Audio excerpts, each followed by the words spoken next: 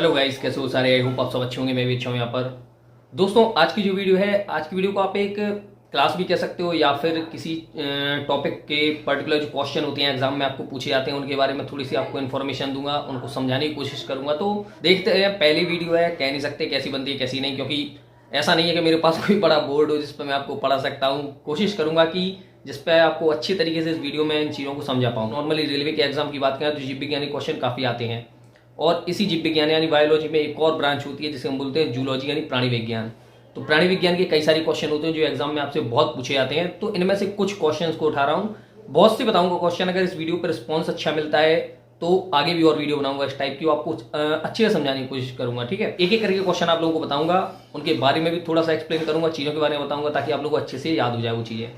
सबसे पहले बात करते हैं, एक क्वेश्चन आता है आपके एग्जाम में कि जो सुअर का मांस होता है उसमें कौन सा वर्म पाया जाता है, यानी कौन सा कृमि पाया जाता है। तो इसका जो आंसर होता है वो होता है फीता कृमि, यानी कि टेप वर्म। ठीक है, जैसे मैं हमेशा आप लोगों से कहता हूं कि जब भी कोई क्वेश्चन आप लोग पढ़ते हो, उसका आंसर पढ़ते हो, तो उसे तोड़ मरोड़ के अच्छे से उसमें से जितने क्वेश्चन आप निकाल सकते हो निकालो। ठीक है, अब बात करते हैं सबसे पहले सुअर के मांस से संबंधित कुछ क्वेश्चन समझ लेते हैं। सुअर के मांस को हम बोलते हैं पोर्क। जिस तरह से गाय का जो मांस होता है उसे बीफ बोलते हैं, उसी तरह से जो सुअर का मांस होता है उसे कहा जाता है पोर्क। ठीक है, पहला पॉइंट आप लोगों को ये अच्छे से याद रखना है। दूसरी चीज जो आप लोगों को याद रखनी है वो कि सुअर के मांस में क्या पाया जाता है, कि सुअर का इतना शिकार किया जाता है और उसको उसके मांस को पसंद किया जाता है, लोग इतना खाना पसंद करते हैं। तो सबसे पहली चीज जो सुअर है उसके मांस में विटामिन की बात करें तो विटामिन B6 होता है, इसे हम पायरियोडॉक्सिन कहते हैं। इसके अलावा अगली चीज जो पाई जाती है वो होती है सेलेनियम। ठीक है, पेरियोडिक टेबल में देखें आपको सेलेनियम मिल जाएगी। सेलेनियम के बारे में भी याद रखना, ऐसे जीव जो नाइट्रोजन से उत्पन्न होते हैं उन लोगों के लिए विष यानी पॉइजन की तरह कार्य करता है सेलेनियम। यानी अगर कोई ऐसा जीव जो नाइट्रोजन ही हो उसे खत्म करना है तो उस पर सेलेनियम का अगर छिड़काव किया जाए, सेलेनियम दे दिया जाए तो मर जाता है। सेम बिल्कुल पेरियोडिक टेबल में ऐसा भी है कि जिन जीवों की उत्पत्ति कार्बन से होती है उनके लिए आर्सेनिक खतरनाक होता है। ये चीज आप लोग याद रखिएगा। अब यहाँ पर ध्यान रखिएगा, सेलेनियम क्या होता है, ये प्रजनन क्षमता बढ़ाने में मदद करता है। इसलिए काफी बड़े स्तर पर, जैसे आपने देखा हो चाइना में सबसे ज्यादा पोर्क का सेवन होता है, सबसे ज्यादा सुअर का मांस खाया जाता है चाइना में। ठीक है, तो कुछ हद तक ये भी रीजन हो सकता है। इसके अलावा और भी कारण होते हैं। ठीक, इसके अलावा विटामिन B6 भी फायदा करता है, बालों के लिए भी हेल्पफुल होता है। इसके अलावा प्रजनन क्षमता बढ़ाने में भी काफी हेल्पफुल होता है। तो ये एक रीजन हो गया सुअर के मांस को खाने का। और जैसा भी होता है वो टेस्टी होता है, पता नहीं क्या कैसा, वैसे कायदे से किसी भी जीव को इस तरह मार के नहीं खाना चाहिए। इसके अलावा अब बात करते हैं फीता कृमि की। तो टेप वर्म को अगर देखा जाए तो आपने पढ़ा होगा जैसे कि जो जीव विज्ञान की शाखाएं होती हैं उसमें जब जीवों का वर्गीकरण किया जाता है तो उन्हें वर्ग के आधार पर कई तरीके के वर्ग में बांटा जाता है। जैसे कि कार्डेटा होता है, अलावा मोलस्का हो गया, और भी दुनिया भर के होते हैं। ठीक है, प्रोटोजोआ वगैरह आपने कई सारे सुने होंगे। तो इन्हीं में से एक वर्ग होता है जिसे हम बोलते हैं प्लेटेहेल्मिन्थीज। ठीक है, प्लेटेहेल्मिन्थीज वर्ग में वो जीव आते हैं जिनका शरीर लंबा और पतला चपटा होता है। ठीक, तो इसी का एक जीव होता है ये फीता कृमि, जिसे हम लोग फ्लैट वर्म बोलते हैं। तो ये चीज याद रखिए कि जब सुअर का मांस अधपका रह जाता है, कोई ऐसे मांस का सेवन करता है कोई व्यक्ति, ठीक, तो उस अधपके मांस में ये फीता कृमि रह जाता है। ये फीता कृमि जाके शरीर को काफी ज्यादा नुकसान पहुंचाता है, और वही चीज उल्टी दस्त दुनियादारी की चीजें होती रहती हैं फिर। तो आई होप कि आपको ये पॉइंट अच्छे से समझ में आया होगा। इस पॉइंट से रिलेटेड बहुत से पॉइंट भी आपके दिमाग में रह जाएंगे। अब एक और क्वेश्चन जो आपसे बहुत पूछा जाता है कि दुनिया का सबसे तेज उड़ने वाला पक्षी कौन सा है। ठीक है, तो कई लोग बोलते हैं चील या बाज, लेकिन हकीकत ये है बाज अलग एक प्राणी है और चील एक अलग प्राणी है। हालांकि ये सब गिद्ध की प्रजाति में ही आते हैं। जैसे बात करी जाए चील की, चील को हम ईगल बोलते हैं, जबकि जो बाज होता है उसे हम बोलते हैं फैल्कन। ठीक है, तो ध्यान रखें कि दुनिया का सबसे तेज उड़ने वाला जो पक्षी है उसका नाम है पेरेग्रिन फैल्कन। अब पेरेग्रिन फैल्कन जो होता है इसके बारे में भी एक चीज याद रखिएगा। बात करते हैं अगर 1970 के पहले की, तो 1970 के पहले डीडीटी का यूज बहुत होता था। डीडीटी जो कि एक आपको पता होगा कीटनाशक के रूप में भी हम यूज करते हैं। तो डीडीटी के काफी ज्यादा उपयोग की वजह से इनकी जो प्रजाति है वो खतरे में आ गई थी। फिर 1970 के दशक में जब डीडीटी के उपयोग पर थोड़ा सा प्रतिबंध लगाया गया, इसका उपयोग थोड़ा कम किया गया, तब जाके इनकी प्रजाति में आज भी सुधार है।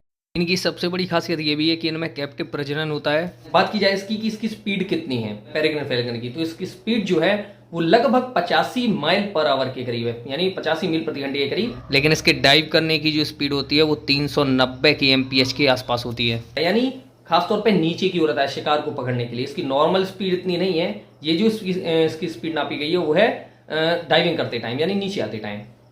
एक और चीज यहाँ पर याद रखिएगा, अगर कभी आपको पेपर में क्वेश्चन आए या इस टाइप से कोई पूछे तो इसका एक और भी आंसर हो सकता है जिसे हम बोलते हैं स्विफ्ट। ना ये वाली स्विफ्ट नहीं है, तो स्विफ्ट जो है पक्षी ये दूसरे नंबर पे आता है सबसे तेज उड़ने में। ये हालांकि पक्षी ऐसा है, इसकी डाइविंग की बात कर लो या नॉर्मल फ्लाइंग करने की भी इसकी जो स्पीड होती है वो अच्छी खासी तेजी होती है। तो यहाँ इसके केस में ऐसा नहीं है, जबकि पेरेग्रिन के मामले में सिर्फ डाइविंग के मामले में इसकी स्पीड सबसे ज़्यादा है, इसीलिए इसे सारे पक्षियों में सबसे तेज माना गया है। अब गाइस इसके अलावा बात करते हैं कि आपको जो प्राणी विज्ञान है उसमें सांपों से रिलेटेड कौन से क्वेश्चन खास तौर पर पूछे जाते हैं, तो उनको भी अच्छे से दिमाग में अपने रखना, अच्छे से याद करते हैं, ठीक है। अब एक क्वेश्चन को बताऊंगा तो बहुत सारे बन जाते हैं, इसलिए मैं जो छोटे छोटे करके क्वेश्चन है वो बता देता हूँ। एक क्वेश्चन आपसे पूछा जाता है, अपने बुक में भी देखा होगा कि ऐसा कौन सा सांप है जो घोंसला बनाता है, नेस्ट बनाता है, ठीक है। तो घोंसला बनाने वाला सिर्फ एक ही सांप होता है जिसे हम बोलते हैं कोबरा। वैसे कोबरा इंग्लिश में बोलते हैं, हिंदी में हम उसे नाग बोलते हैं, ऐसे फन फैलाया रहता है, ठीक है। तो नॉर्मली क्या है कि जो कोबरा होता है वो जंगल में सबसे ज़्यादा पाया जाता है, इसलिए ये मांद बनाकर या बिल बनाकर नहीं रहता, बल्कि खुद के लिए पत्तों से झाड़ियों से घोंसला बना के रहता है। तो ये एक चीज़ आप लोगों को अच्छे से याद रखनी है। अगली चीज़ आता है कि सबसे जहरीला सांप कौन सा होता है, सबसे जहरीला समुद्री सांप कौन सा होता है, ठीक है। पहले बात करते हैं सबसे जहरीले सांप की। तो पूरी दुनिया का सबसे जहरीला सांप होता है जिसे हम बोलते हैं इनलैंड ताइपेन। कहीं कहीं आपको रसल वाइपर ही मिलेगा, पर वो भी नहीं है, ना ही रेटल स्नेक है। इसका सही आंसर है इनलैंड ताइपेन, जो कि खासतौर पर ऑस्ट्रेलिया के जंगलों में पाया जाता है, ठीक है। सबसे जहरीला सांप होता है। दूसरी चीज कि सबसे जहरीला समुद्री सांप कौन सा होता है, तो ये चीज को पहले आप समझ लीजिए कि समुद्री सांपों को हम हाइड्रोफिश बोलते हैं, मतलब स्नेक भी नहीं कह सकते, हाइड्रोफिश की कैटेगरी में आ जाते हैं ये, ठीक। अब जो समुद्री सांप होते हैं उनमें सबसे खतरनाक जो होता है वो होता है वेल्चर, ठीक है। ये जो सांप होता है काफी ज्यादा जहरीला होता है, और खैर इसे हम जमीन पर रहने वाले सांप से कंपैरिजन इसका नहीं कर सकते हैं, लेकिन जल में अगर बात आ जाए कभी भी कि जल में रहने वाले सांपों को क्या कहते हैं, तो उन्हें हाइड्रोफिश कहते हैं। और इसके अलावा अगर सबसे जहरीला समुद्री सांप पूछा जाए आपसे तो वो होता है वेल्चर। इसके अलावा आता है कि सबसे लंबा सांप दुनिया का कौन सा होता है, तो ध्यान रखें दुनिया का सबसे लंबा सांप है रेटिकुलेटेड पाइथन। बट कभी आ जाए कि सबसे बड़ा सांप ऑप्शन में ये ना हो, तब इसका आंसर हुआ ग्रीन एनाकोंडा। अब पाइथन जो है वो अजगर की प्रजाति का है, जिसे हम इंग्लिश में बोलते हैं पाइथन। तो ये क्वेश्चन जो काफी ज्यादा पूछे जाते हैं, सांपों से रिलेटेड एग्जाम में आते हैं, तो इन चीजों को आप अच्छे से याद रखना। सो गाइस आई होप कि आपको ये वीडियो अच्छी लगी होगी। वीडियो में जो मैंने क्वेश्चन बताया उनसे रिलेटेड जो डिटेल्स बताई आपको पसंद आई होगी। तो वो क्वेश्चन कम इसलिए रखें क्योंकि इसमें डिटेल भी ज्यादा बताई है। अगर आप चाहते हो ऐसी और भी वीडियोज आपको मिले तो प्लीज इस वीडियो को लाइक जरूर करना, शेयर करना अपने दोस्तों के साथ। रिस्पॉन्स अच्छा रहा तो पक्के मैं इससे आगे और भी वीडियो बनाऊंगा, क्योंकि देखो किसी सीरीज को आगे बढ़ाने में मजा तभी आता है उस सीरीज पर रिस्पॉन्स अच्छा मिले। अगर रिस्पॉन्स अच्छा नहीं मिलता है तो मैं ट्राई करूंगा इससे और भी बेस्ट कर पाऊं। सो ये वीडियो अच्छी लगी तो वीडियो को लाइक ध्यान से कर देना। नए हो तो चैनल को सब्सक्राइब जरूर कर लो, बेल आइकन को जरूर प्रेस कर लो। कई लोग ऐसे हैं जो यार सब्सक्राइब नहीं कर रखा है, वीडियो जरूर देखते हैं लेकिन, तो प्लीज सब्सक्राइब कर लो चैनल को। तो मिलते हैं अगली क्लास में। खत्म, bye bye, tata, good bye, गया।